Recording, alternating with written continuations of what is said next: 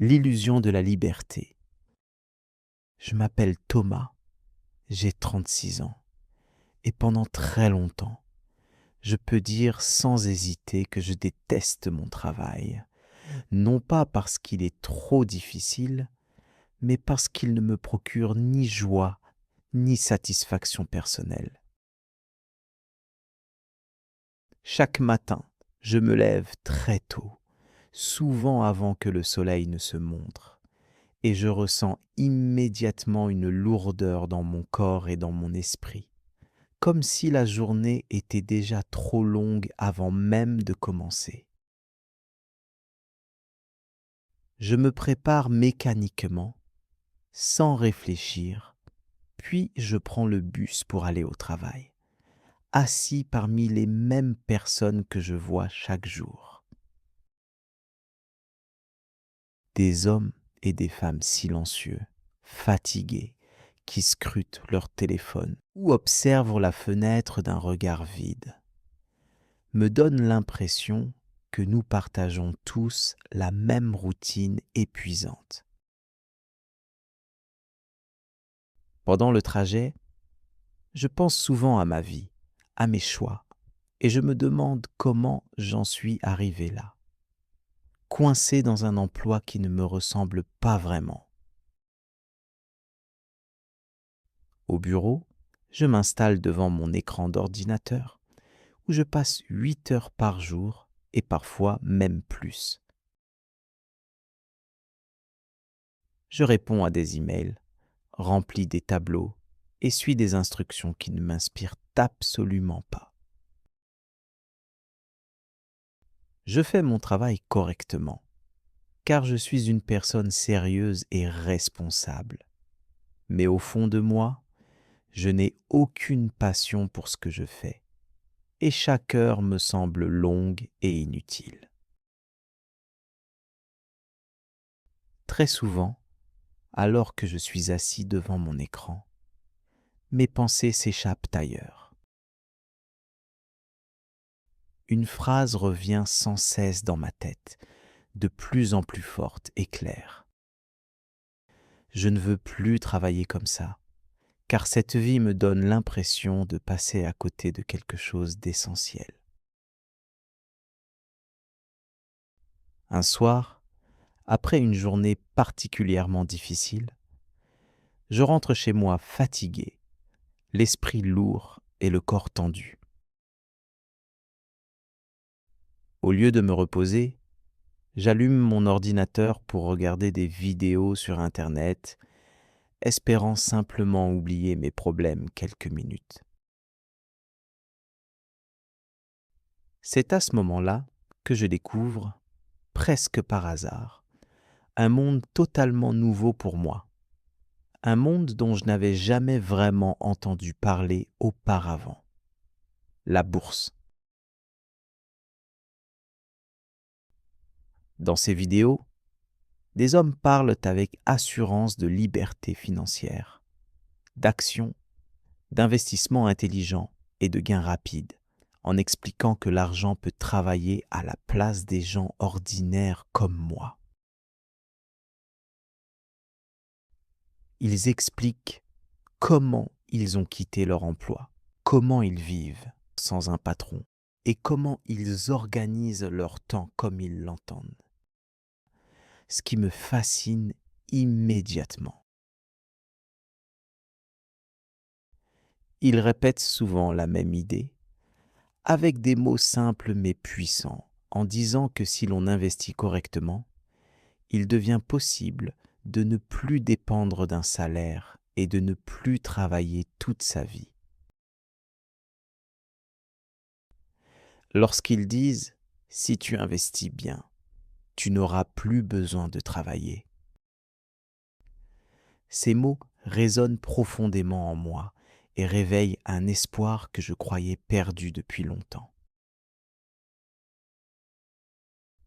Peu à peu, je commence à rêver d'une autre vie, une vie où je pourrais me réveiller sans stress, prendre mon café tranquillement et choisir ce que je veux faire de mes journées, sans pression ni obligation. À partir de ce moment-là, je décide de m'intéresser sérieusement à la bourse, en lisant des articles spécialisés, en suivant des forums de discussion et en observant des graphiques que je ne comprends pas toujours, mais qui m'intriguent énormément. Même si beaucoup de termes sont nouveaux et parfois complexes à comprendre, ma motivation est très forte, car j'ai l'impression que cette découverte pourrait être ma porte de sortie, la solution que j'attendais sans le savoir. Je commence alors à mettre de l'argent de côté chaque mois, en réduisant les sorties, en dépensant moins pour les loisirs et en acceptant certains sacrifices, car je me dis que cet effort est nécessaire pour construire mon futur. Après plusieurs mois de préparation et de réflexion, je prends enfin une décision importante en ouvrant un compte en ligne destiné à l'achat d'actions. Un moment qui me rend à la fois nerveux et excité, car j'ai l'impression de faire un pas décisif dans ma vie. Le premier jour, je choisis d'acheter des parts d'une grande entreprise connue, car cela me semble plus sûr et plus raisonnable pour commencer, même si je ne suis pas totalement sûr de ce que je fais. Les premières semaines sont très encourageantes, car le marché monte doucement et mon compte affiche du vert, ce qui me donne une grande satisfaction et renforce ma confiance. Je gagne un peu d'argent, ce qui n'est pas énorme, mais suffisant pour me faire croire que je suis sur la bonne voie. Et je souris souvent devant mon écran en imaginant déjà un avenir différent. Progressivement, mon comportement au travail commence à changer, car je ne fais que le strict minimum, sans m'impliquer davantage. Dans ma tête, je suis déjà ailleurs, concentré sur mes investissements et sur les gains que je pourrais obtenir. Je me vois libre, sans patron, ni horaires imposés, capable de décider moi-même de ma vie. Je me répète souvent avec assurance que ce n'est plus qu'une question de temps avant de pouvoir arrêter de travailler. À ce moment-là, je suis convaincu d'avoir trouvé la solution à tous mes problèmes, sans me douter une seule seconde que je ne vois pas encore la réalité qui m'attend. Pendant plusieurs semaines, je continue à vivre avec cette confiance presque excessive, persuadé que mes choix sont les bons et que mon avenir est enfin en train de changer dans la direction que j'ai toujours espérée. Chaque matin, avant même de me lever pour aller travailler, je regarde mon téléphone pour vérifier l'état du marché, convaincu que les chiffres vont encore confirmer que je suis sur la bonne voie. Cependant, un jour, sans prévenir, quelque chose commence à changer, car les chiffres verts que j'avais l'habitude de voir disparaissent lentement pour laisser place à une couleur rouge qui m'inquiète immédiatement. Au début, je ne m'inquiète pas trop, car je me rappelle ce que j'ai entendu dans les vidéos et lu sur les forums, où beaucoup disent que les marchés montent et descendent naturellement et qu'il faut simplement être patient. Malgré tout, au fil des jours, les pertes deviennent de plus en plus visibles.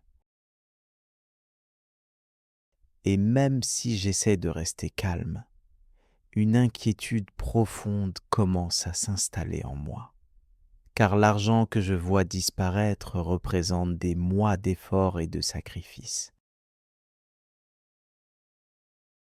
Je commence à vérifier mon compte de plus en plus souvent, parfois plusieurs fois par heure, ce qui m'empêche de me concentrer au travail et me rend nerveux et fatigué.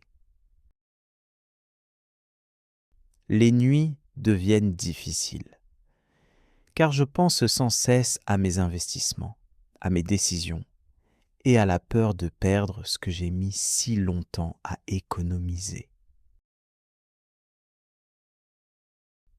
Au bureau, je fais semblant de travailler, mais mon esprit est ailleurs, occupé par des calculs, des scénarios et des regrets qui tournent en boucle dans ma tête. Je retourne alors sur les forums et les vidéos à la recherche de réponses rassurantes. Mais cette fois, les avis sont contradictoires. Certains recommandent de vendre rapidement pour limiter les pertes, tandis que d'autres affirment qu'il faut absolument attendre et ne pas paniquer. Face à toutes ces informations différentes, je me sens perdu, car je réalise que je n'ai pas assez de connaissances pour prendre une décision claire et réfléchie. Sous la pression et la peur, je finis par prendre une décision trop rapide, sans vraiment analyser la situation, en vendant une partie de mes actions à un moment défavorable, simplement pour soulager mon stress.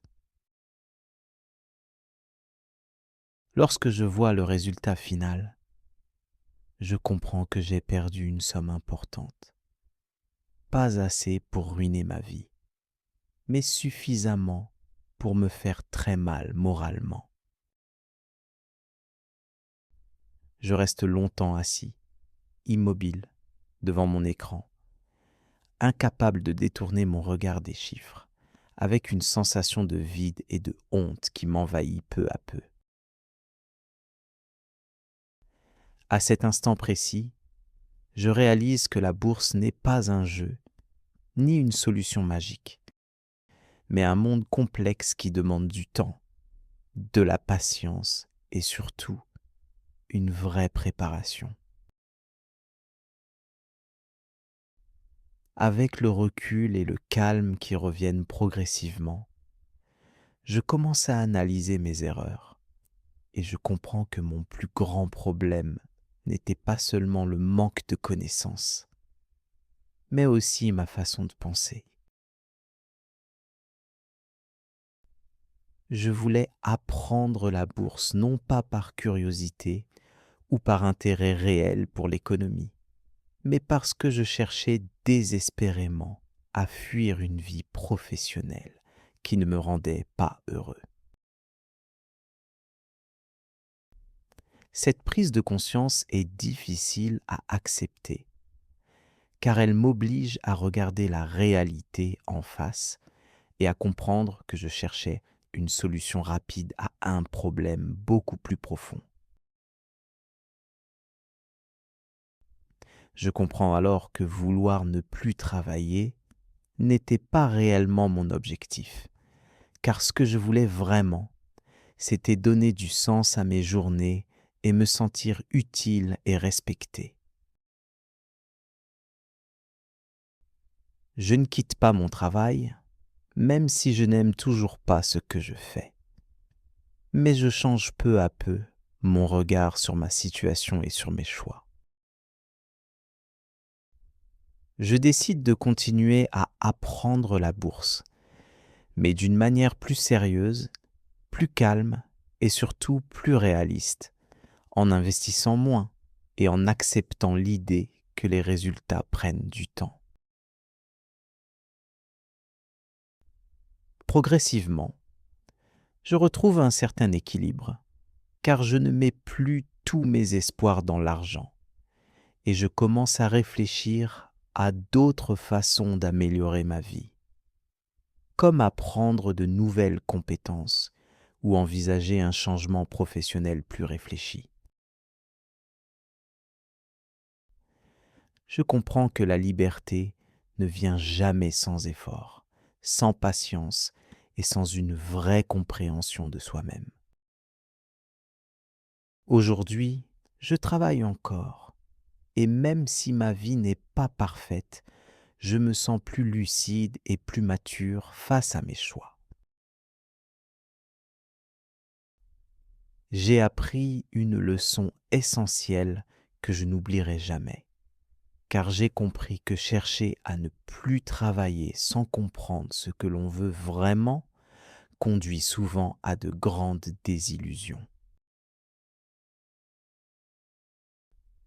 La vraie richesse, je le sais maintenant, ne se trouve pas seulement dans l'argent ou dans les gains rapides, mais dans la capacité à construire une vie équilibrée, avec des objectifs clairs et un sens profond.